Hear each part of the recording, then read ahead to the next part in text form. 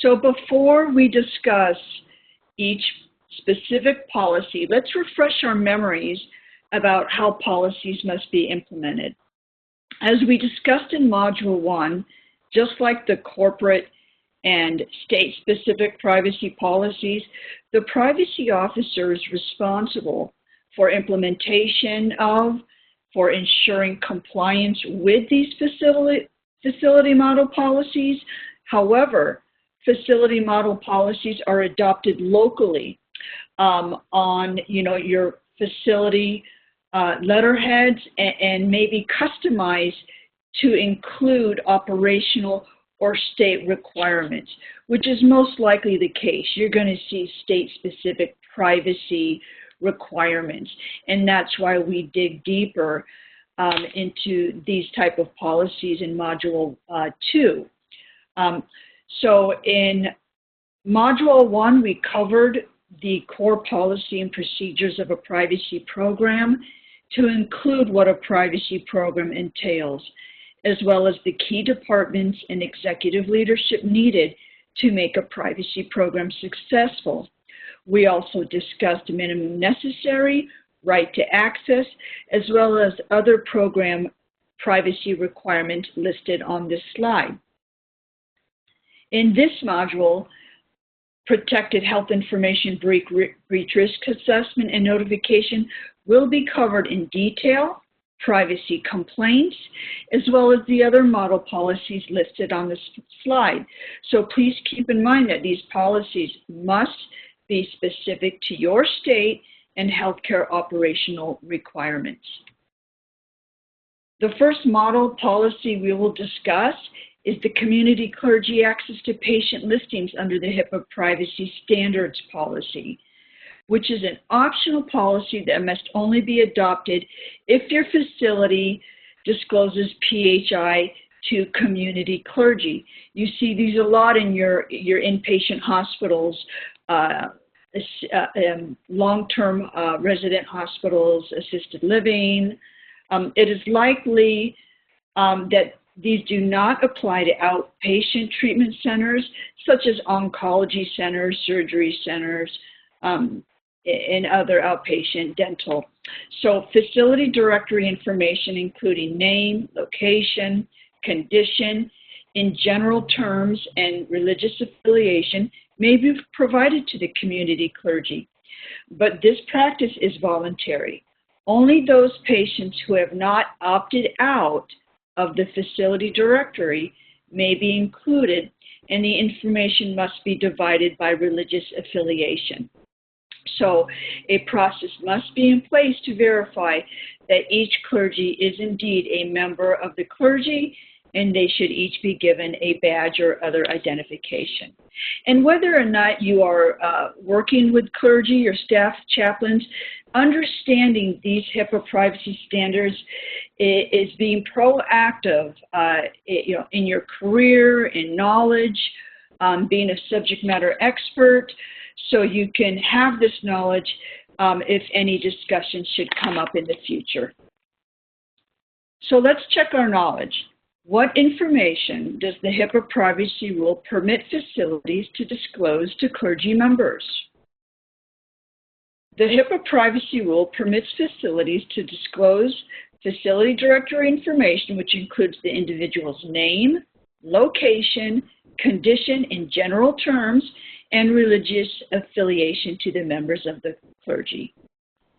Okay, next policy we will discuss is the designated record set model policy. Very important policy as you continue in other privacy operations at your facility. So, each facility must define and maintain a designated record set, or DRS.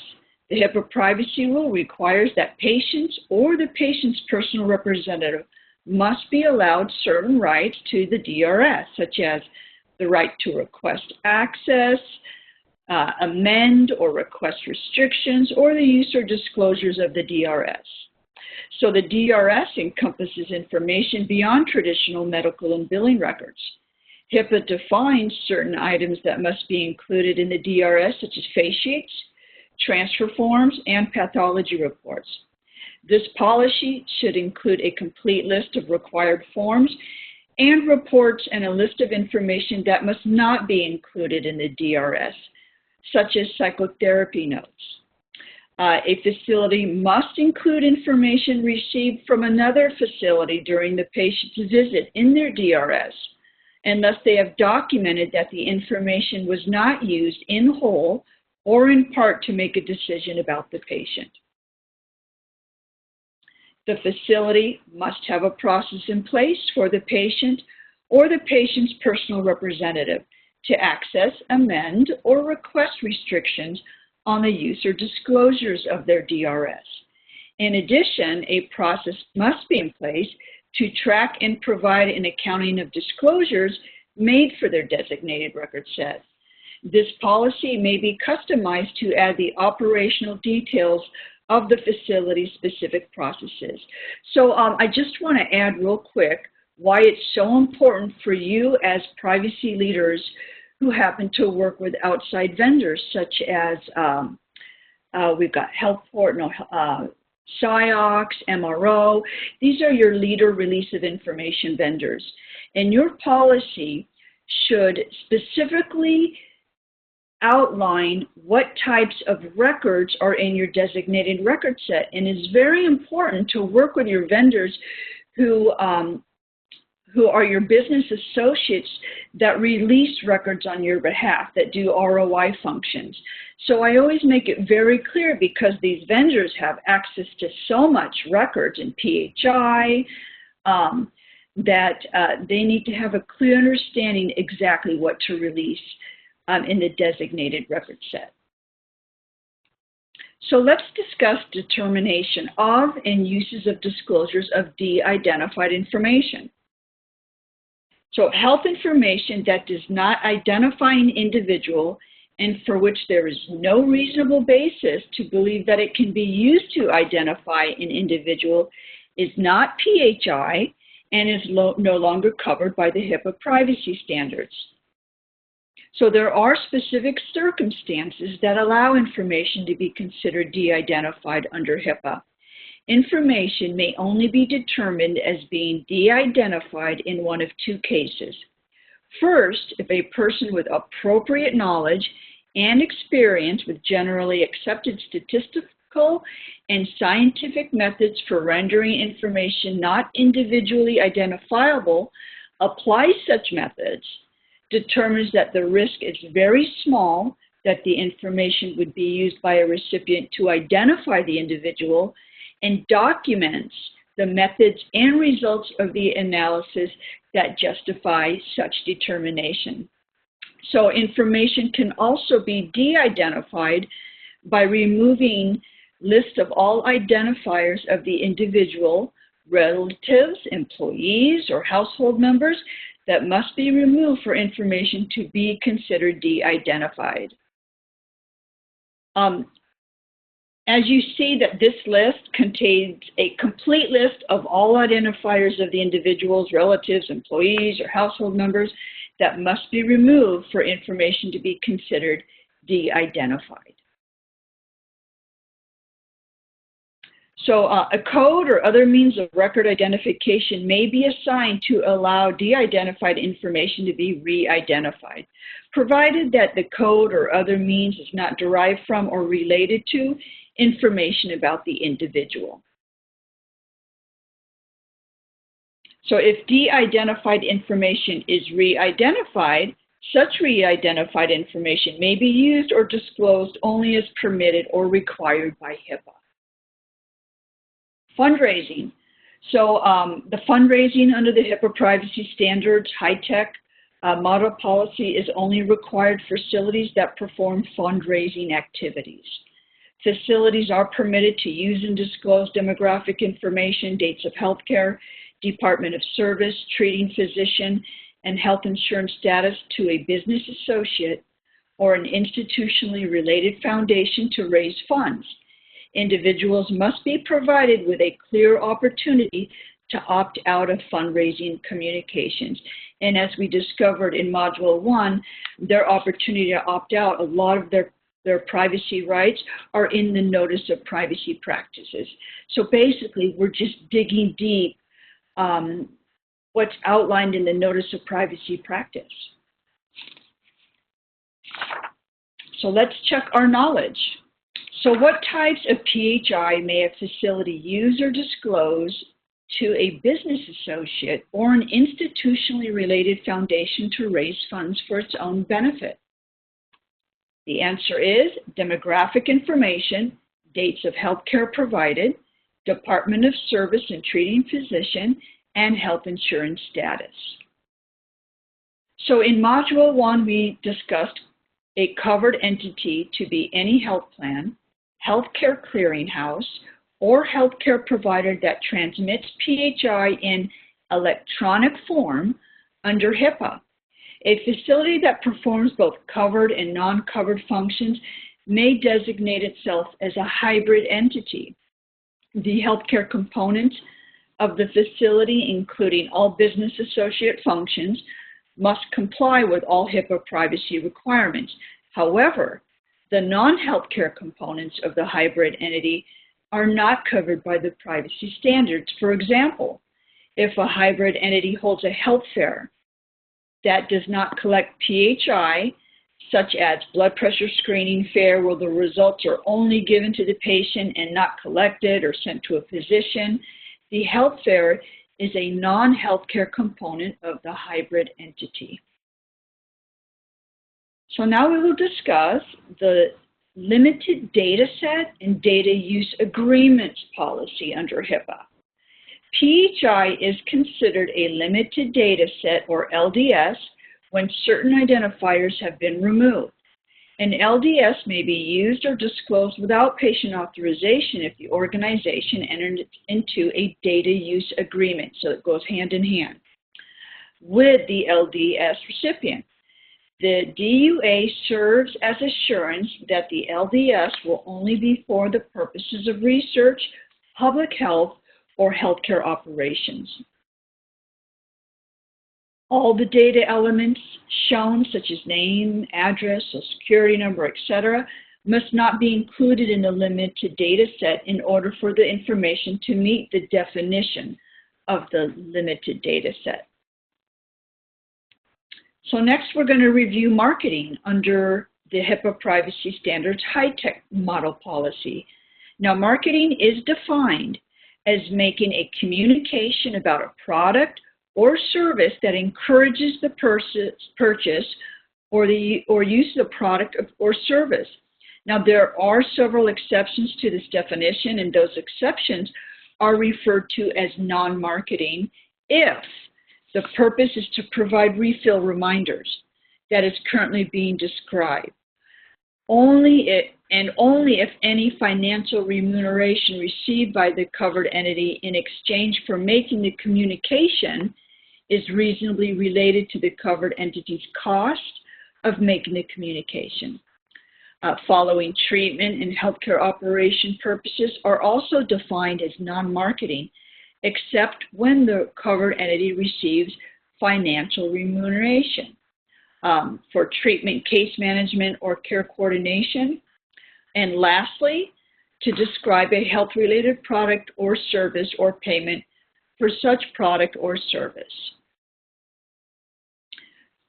So a HIPAA-compliant authorization must be obtained from the patient or the patient's personal representative for the use of any use or disclosure of PHI for marketing, except for communication in the form of face-to-face communication from a member or a promotional gift or nominal value provided by the facility, such as infant formula.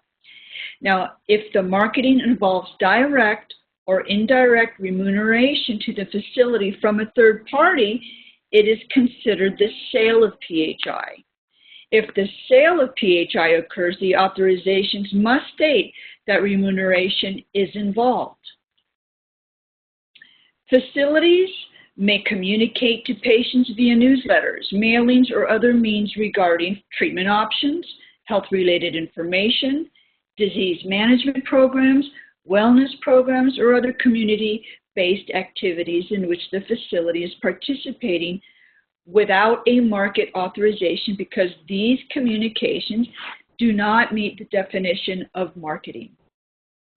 So to engage patients for marketing and or promotional purposes for the facility's own marketing campaign, such as to use a patient's testimonial in marketing materials, an authorization for use and disclosure of PHI for marketing or promotional purposes, and consent for use and disclosure of image, voice, or written testimonial forms must both be executed. So just to give you an example, I had a client it was more of like an invasive medical spa. They did outpatient surgeries and they wanted to use the before and after, but they also wanted to have you know, their testimony. So what I had them do is they had to sign two types. They had to sign the authorization to use and disclose the PHI for marketing, and they had to sign a consent for the use and disclosure of image, voice, or written testimonials. So let's do a knowledge check. What documents must be obtained in order to use a patient's testimony in the facility's marketing campaign? In order to engage patients for marketing and or promotional purposes in the facility's marketing campaign, both the authorization for use and disclosure of PHI for marketing and or promotional purposes and the consent for use and disclosure of image, voice, and or written testimonials are required. So the patient's right to opt out of being listed in a facility directory model policy may not apply to outpatient treatment centers. This is kind of related to the clergy policy, but patient information may be used to maintain a directory of individuals who are in the facility unless an objection is expressed by the patient or the patient's personal representative. The following information may be included in the facility directory: patient's name, location, condition in general terms, and the patient's religious affiliation. Now, the facility directory information may be disclosed to the community clergy, as we discussed previously, and to any other person who asks for the patient by name. And many of you are familiar with this when you go and you're visiting somebody in a hospital and you ask the patient, and you know, they do, it depends if they haven't opted out, the volunteers will normally tell you in a general way, general terms, the name, location of who you are visiting. Other considerations is that each patient or the patient's personal representative must be notified of his or her right to opt out of being listed in the facility directory in the notice of privacy practice. A patient or the patient's personal representative must request to opt out in writing. Now, our next HIPAA model policy is the photographing, video, and audio recording and other image of patients, visitors, and workforce policy. The facility must take reasonable steps to protect patient and visitors and workforce members from any unauthorized photographs, videos, or audio recording, as well as other images. If a workforce member becomes aware of any inappropriate attempt to photograph a patient, visit, or workforce member, the workforce member must take reasonable steps to stop the attempt. It is recommended, and this is what I used to do, is post posters addressing photography, audio recordings, you know, because everything is in our hands and we're on so much social media.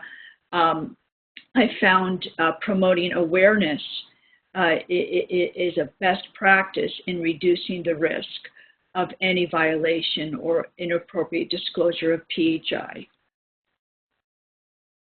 So the facility is not required to obtain consent when the patient is the subject of the photograph, audio recording, and such recording is performed by the patient or the patient's family members or the patient's visitors.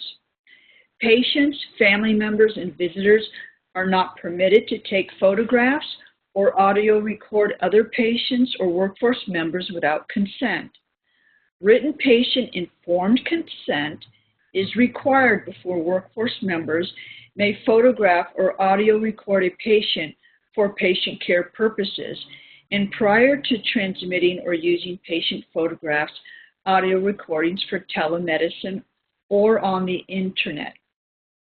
Your conditions of admission or consent for outpatient services or an equivalent form should advise patients that photographs or video recordings may be taken for security or healthcare operational purposes such as quality assurance.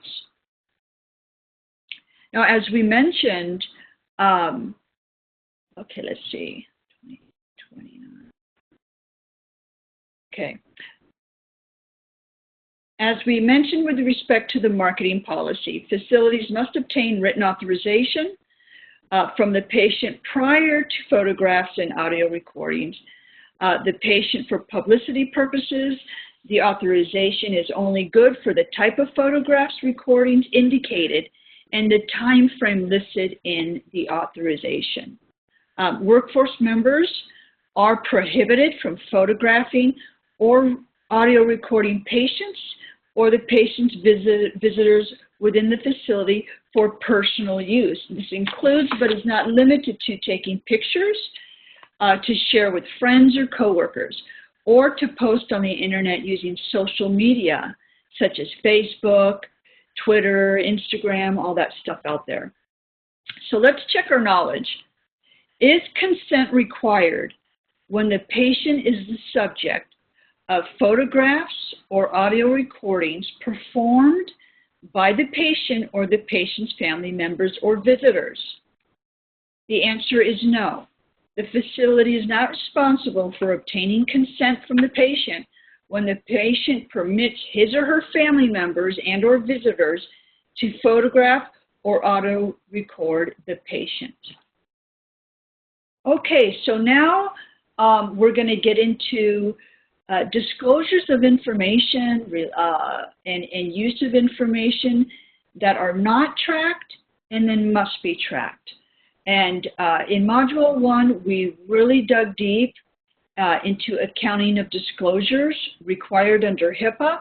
So what I did is created basically a table of disclosures that are not required to be tracked, and then disclosures in the last column that are required to be tracked.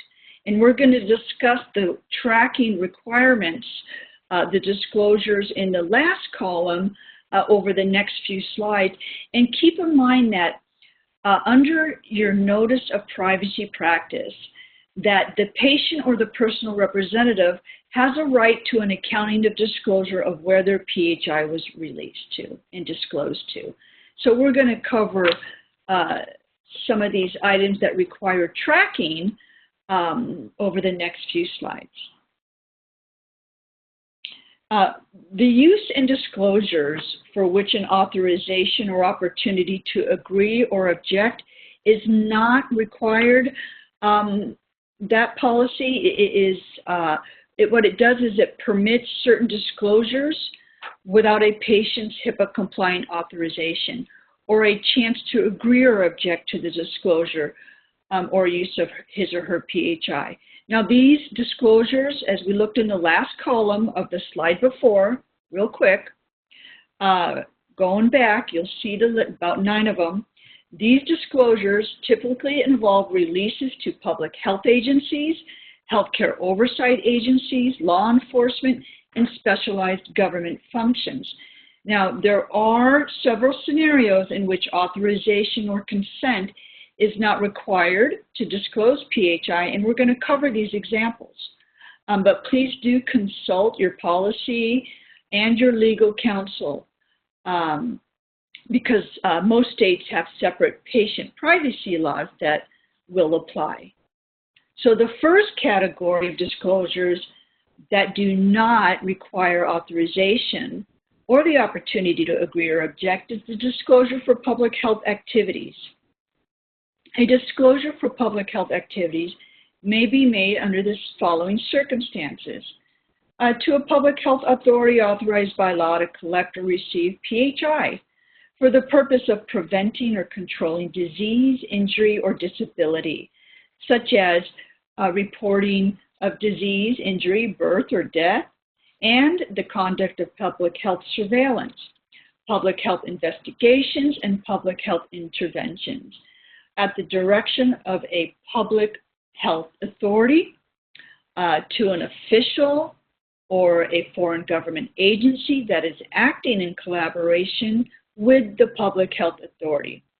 Also, to a public health authority or other government authority authorized by law to receive reports of child abuse or neglect. To a person subject to the jurisdiction of the FDA with respect to an FDA-regulated product or activity related to the quality, safety, or effectiveness of such product or activity. To a person who may have been exposed to a communicable disease or may otherwise be at risk of contracting or spreading a disease or condition. To an employer about an individual who is a member of the workforce of the employer to conduct an evaluation relating to medical surveillance of the workplace or to evaluate whether the individual has a work-related illness or injury. Also, under the category of public health, is a topic that has become a frequently asked question. PHI may be disclosed to a school about an individual who is a student or prospective student of the school if the PHI that is disclosed is limited to proof of immunization. The school is required by state or other law to have such proof of immunization prior to admitting the individual, and the facility obtains and documents agreement to the disclosure by the parent or legal guardian. Agreement may be written or verbal and must come from a parent or guardian. So the next category is disclosures for healthcare oversight activities. Now, the facility may disclose PHI to a healthcare oversight agency for oversight activities authorized by law, such as audits, beneficiary eligibility, government program regulations, investigations, inspections, licensure, or disciplinary actions, as well as civil rights laws for which PHI is needed for compliance or other activities. There are also certain disclosures about a decedent that may be made without authorization. A decedent is an individual who is deceased. These disclosures to a coroner or a medical examiner, a funeral director, or an organ procurement organization, and a researcher or principal investigator. Now, the next category of permitted disclosures is review preparatory to research. This means disclosures that occur prior to medical research for purposes of creating a protocol or to identify potential participants as allowed by your policy. The facility may disclose PHI with the exception of psychotherapy notes for preparatory to research purposes if the use or disclosure is sought solely to review PHI as necessary to prepare a research protocol or for similar purposes preparatory to research. The PHI will not be removed from the facility in the course of the review, and the PHI for which the use or disclosure is sought is necessary for the research purposes. Next are disclosures to avert a serious threat to health or safety. The facility may disclose PHI if the facility believes in good faith that the use or disclosure of PHI is necessary to prevent or lessen an imminent threat to the health or safety of a person or public and is made to a person able to prevent or lessen the threat and is made to person or persons reasonably able to lessen the threat or is necessary for law enforcement to identify or apprehend an individual because of the statement by the individual admitting participation in the crime that the facility reasonably believes may have caused serious physical harm to the victim, or where it appears the individual has escaped from custody of a correctional institution or lawful custody. And I used to see a lot of these type of scenarios where PHI was disclosed to avert a serious threat to health or safety. What I've seen in my experience, these were made by emergency room doctors in the ER, because we had a lot of kind of suspected, escapees or those that were running from the law, that we believed that our physicians were taking care of them, and then an investigation would happen by law enforcement, and these type of disclosures did occur here. Now, there are several scenarios in which disclosures may be made for specialized government functions. The broad categories of these disclosures are military and veteran activities, medical suitability determinations, correctional institutions, and other law enforcement custodial situations, and covered entities that are government programs providing public benefits. So lastly, the facility may disclose PHI as authorized by and to the extent necessary to comply with laws relating to workers' compensations or other similar programs. So let's check our knowledge. When may a facility disclose immunization information about a student or a prospective student to a school? A facility may disclose immunization information about a student or prospective student to a school when the PHI is limited to proof of immunization. The school is required by the state or other law to have such proof prior to admitting the individual, and the facility obtains and documents agreement to the disclosure. So now we're going to review the uses and disclosures of patient health information to other covered entities and healthcare providers under the HIPAA Privacy Standard Model Policy. So PHI may be disclosed to other covered entities or other healthcare providers for treatment or payment activities without the patient's HIPAA-compliant authorization.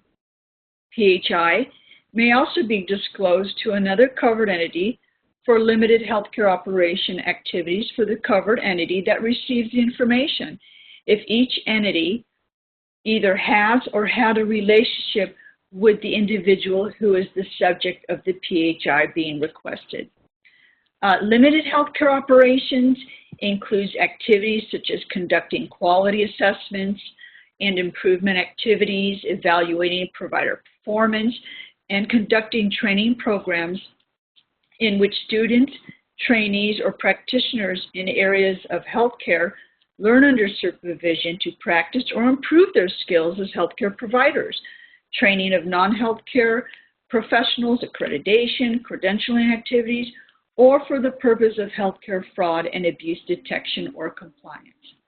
And lastly, we discussed in Module 1 that PHI may also be disclosed to other members of an organized healthcare arrangement, or ACA, of which the facility is a member for any healthcare operation in an integrated healthcare setting.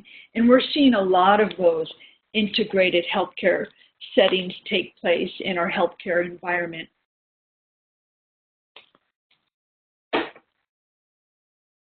So the next policy is the uses and disclosures of protected health information for involvement in the patient's care and notification purposes. So PHI may be disclosed to a patient's family member, significant other, and friends for patient care purposes.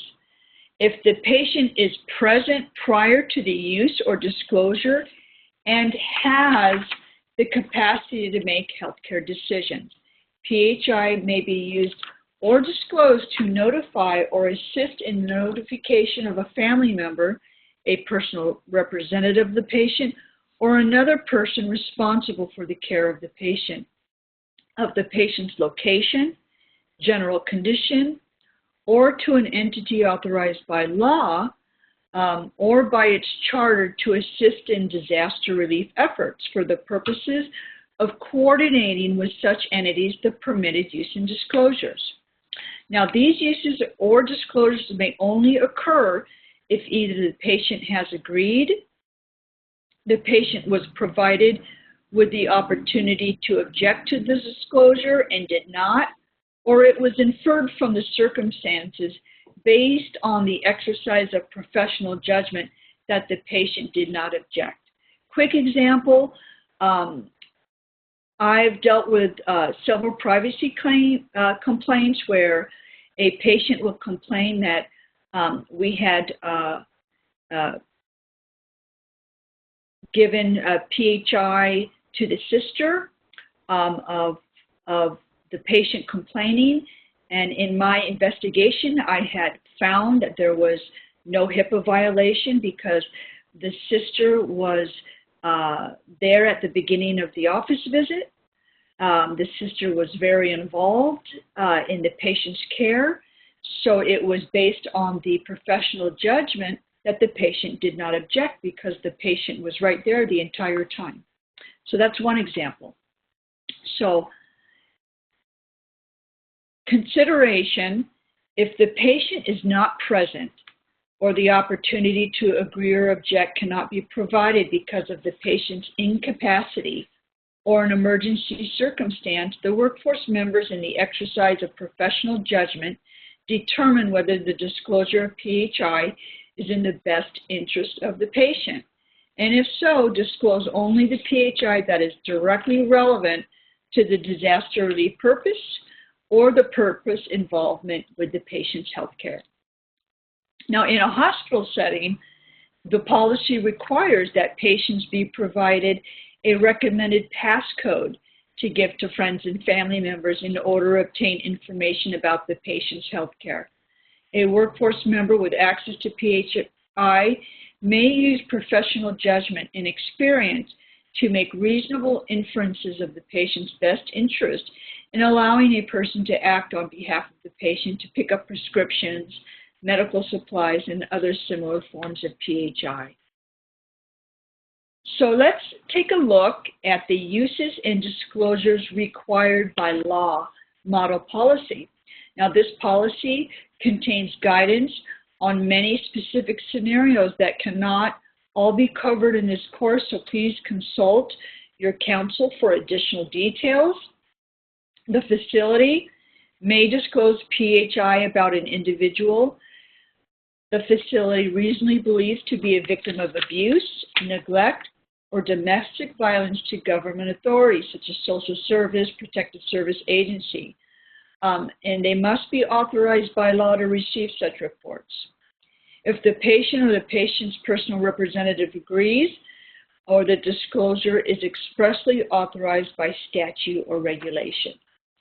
The facility may disclose PHI in the course of any judicial or administrative proceedings, such as in response to a court or administrative tribunal via subpoena, discovery request, or other lawful processes. And it is important to note that there are often state-specific requirements for the disclosure. And remember in that table we looked at how we had the 4 columns, and the last column was the types of disclosures that require tracking, and this is one of them. So and just to explain is that if a patient or a patient's personal representative had requested an accounting of who had their PHI disclosed to, this would require tracking, and they would be able to get an accounting of this disclosure. Oh, and one thing to make sure, unless the law enforcement had requested that the disclosures be suspended. And I would just want to bring that up for the purpose of their investigation, and we covered that in Module 1. So this slide lists some of the scenarios in which PHI may be disclosed to law enforcement. PHI may be disclosed if required by law, including the reporting of certain types of wounds or physical injuries in response to law enforcement officials' request for PHI, the purpose of identifying or locating a suspect, fugitive, material witness, or missing person in response to law enforcement's official request for PHI, if the individual is or suspected to be a victim of a crime, to alert law enforcement of the death of the individual if the facility has a suspicion that such death may have resulted from criminal conduct, and also if the PHI disclosed to law enforcement is PHI the facility believes in good faith constitutes evidence of criminal conduct that occurred on the premises of the facility. So here is one more consideration that we have not yet discussed with respect to disclosures of PHI required by law. If the facility is providing emergency health care in response to a medical emergency, PHI may be disclosed if the disclosure appears necessary to alert law enforcement to the commission and nature of a crime, the location of a crime, or of the victim of the crime, or the identity, description, and location of the perpetrator of the crime. So the final model policy we will cover is the verification of external requesters policy. Every member of the workforce must verify the identity of any person or entity that is unknown to the workforce member and is requesting PHI. This applies whether the request is in person, verbal, or via a written request. And there are a few exceptions to the verification requirements, and these exceptions include disclosures from the facility directory, as we touched on, disclosures for disaster relief purposes, and disclosures for the involvement in the individual's care, and notifications purposes, as we previously discussed. So let's check our knowledge. What are the exceptions to the verification of external requesters policy? External requesters do not need to be verified for disclosures from the facility directory, disclosures for disaster relief purposes, and disclosures for the involvement in the individual's care and notification purposes.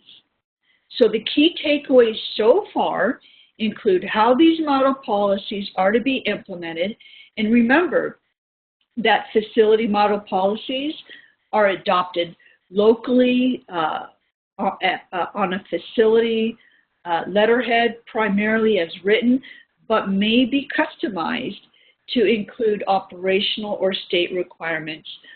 In the physician practice setting, please do refer to your operational considerations that your practice will follow. So now we are turning to investigating and reporting potential HIPAA and high-tech violations. And this is like the main purpose of the HIPAA privacy rules, to prevent this, protect the members' privacy rights. So as a reminder, high-tech breach is defined as the acquisition, access, use, or disclosure of unsecured protected health information in a manner not permitted, which compromises the security or privacy of the protected health information.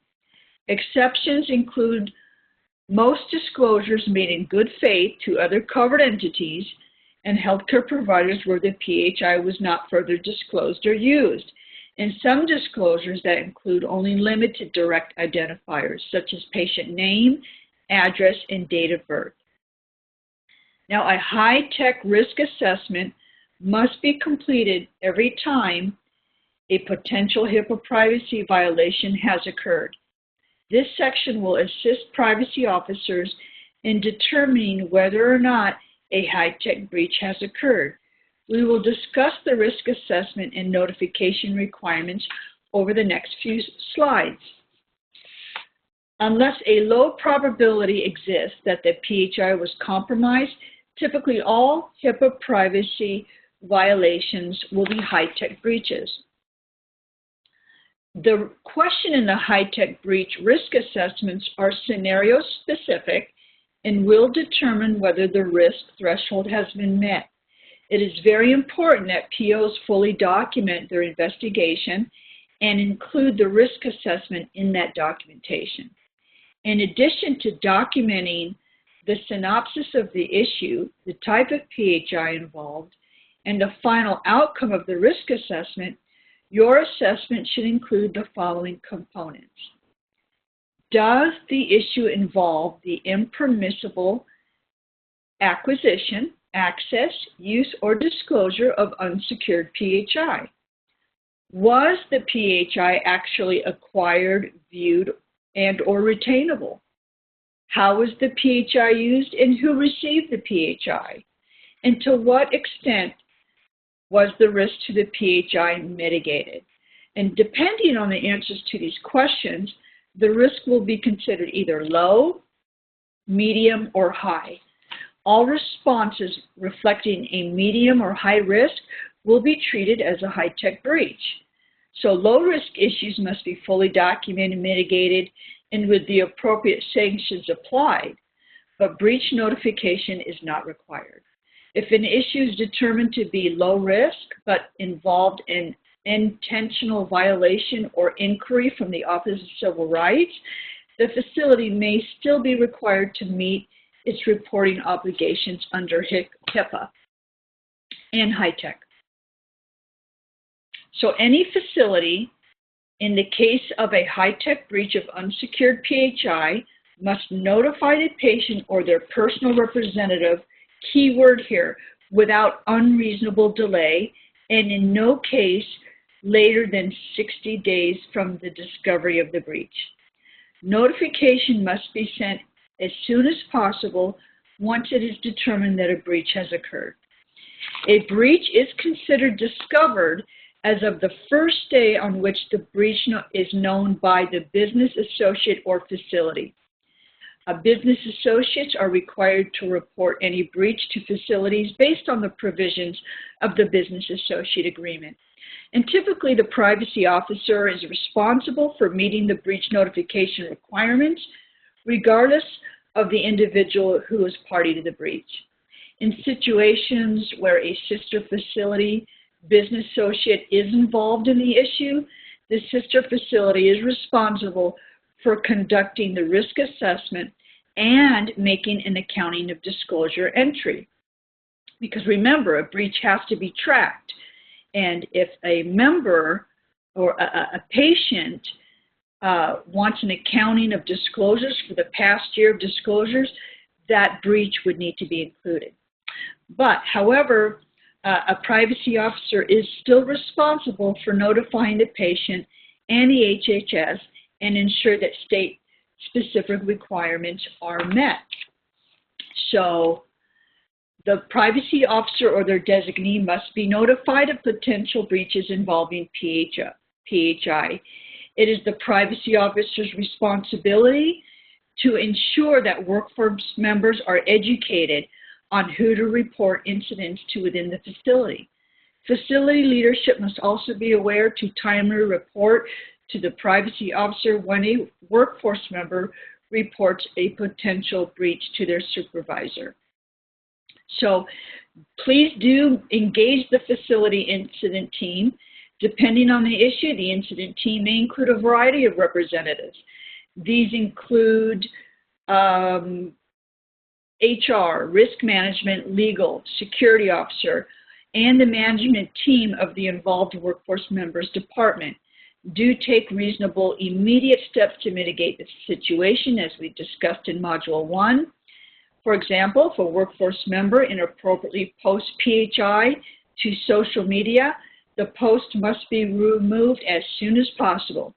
If the PHI was given to the incorrect patient, efforts must be made to either have the PHI returned or to confirm that the PHI has been securely destroyed. If the issue is substantiated, the involved workforce member must be sanctioned in accordance with the facility sanctions policy. And whenever the OCR does audits, they're going to ask for this documentation. And we'll talk about sanctions a little bit later on. So the written high-tech risk assessment must be completed for all potential breaches involving PHI. Now determine if any state breach notification laws apply and address them. Do contact your legal counsel for those requirements. Do enter an accounting of disclosure in accordance with your policy. If the high-tech risk assessment indicates a breach has occurred, do draft your patient notification letter. Ensure all the components are indicated in your letter. Credit monitoring information must be included in the letter when the breach involves the Social Security number or other financial information. Do send the patient the high-tech compliant breach notification letter without unreasonable delay and in no case later than 60 days from the date of discovery via first-class mail. Notify the Department of Health and Human Services via their online reporting form. Always want to keep that link saved on your desktop.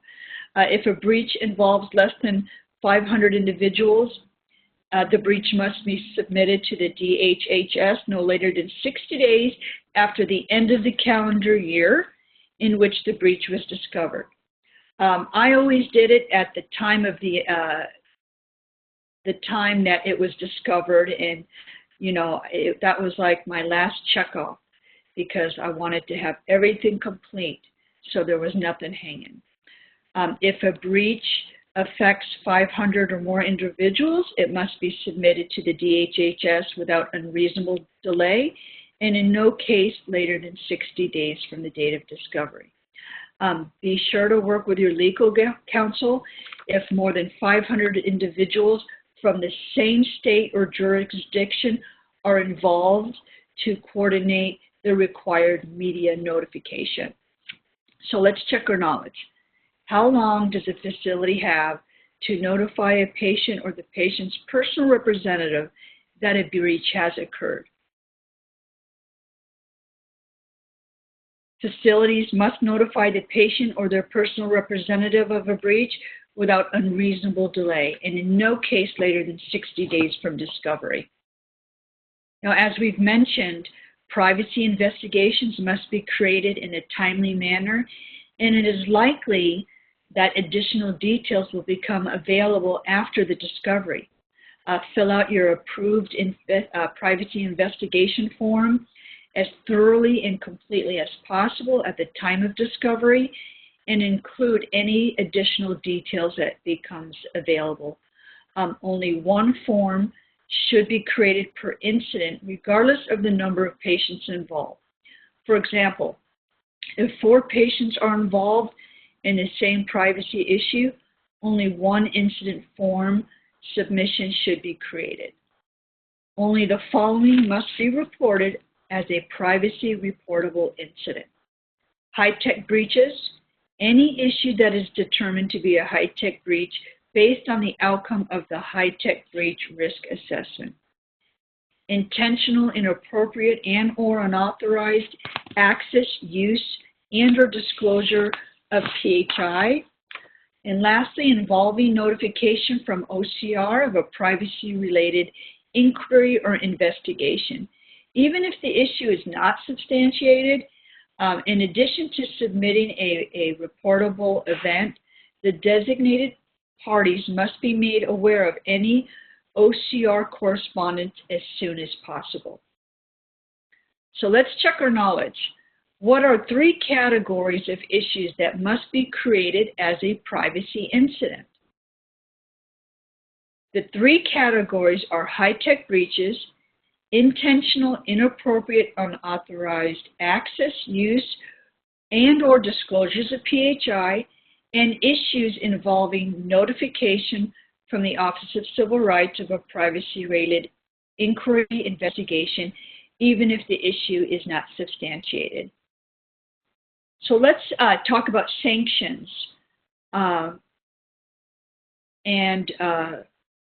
for privacy and information security-related violations here.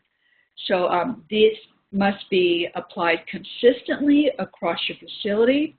For the purposes of this policy, violations may fall into two categories: negligent and intentional.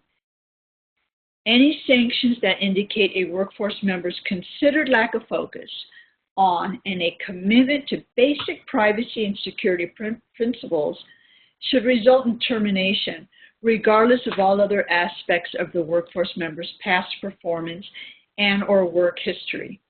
In addition, referrals to law enforcement may be made for incidents of stealing information from company information systems, to commit identity theft, and to investigate incidents involving accessing inappropriate material on the company network, depending on the nature of the material accessed. As the privacy officer and the security officer become aware of potential violations with company policy, they must discuss the situation with the affected workforce member's department supervisor.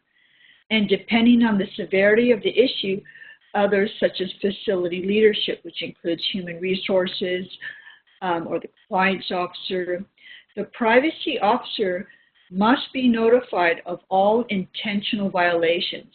Now, depending on the severity of the issue, in consultation with HR, facilities may suspend a member of the workforce during an investigation of the potential violation in accordance with other human resource policies. In addition, privileges to company-issued mobile devices and/or computers may be suspended or revoked, depending on the specific issue that has occurred. And again, do document and keep all your documentation relative to sanctions. They must be retained for 6 years or longer according to your state law. So let's check our knowledge. What are the two categories of privacy and information security related violations? The answer is, two categories are negligent and intentional. And it is important to note that often facilities first become aware of a high-tech breach due to a patient or a family member complaint.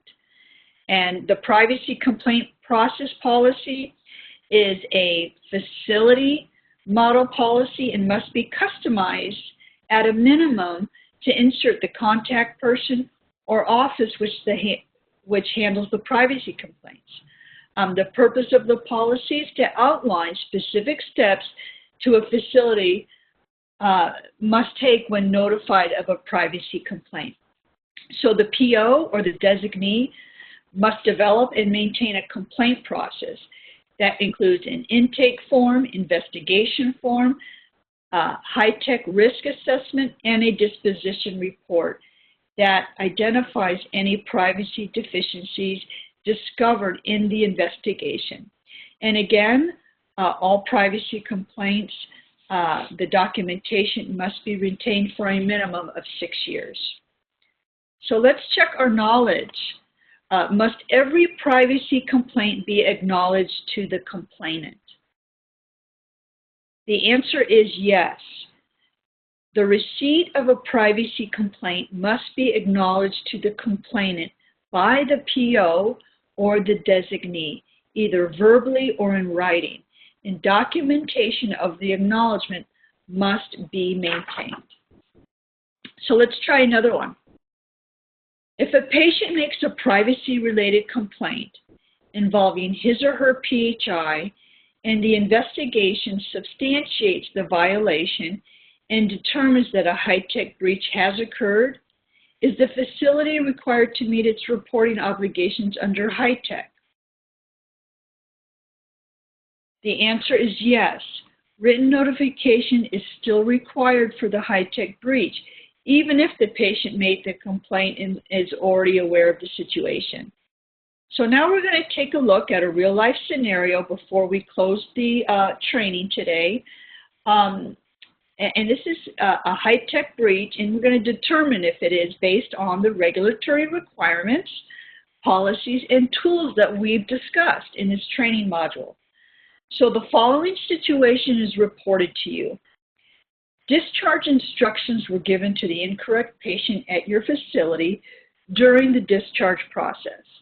The instructions contained another patient's name, demographic information, as well as a medication list and the patient's diagnosis.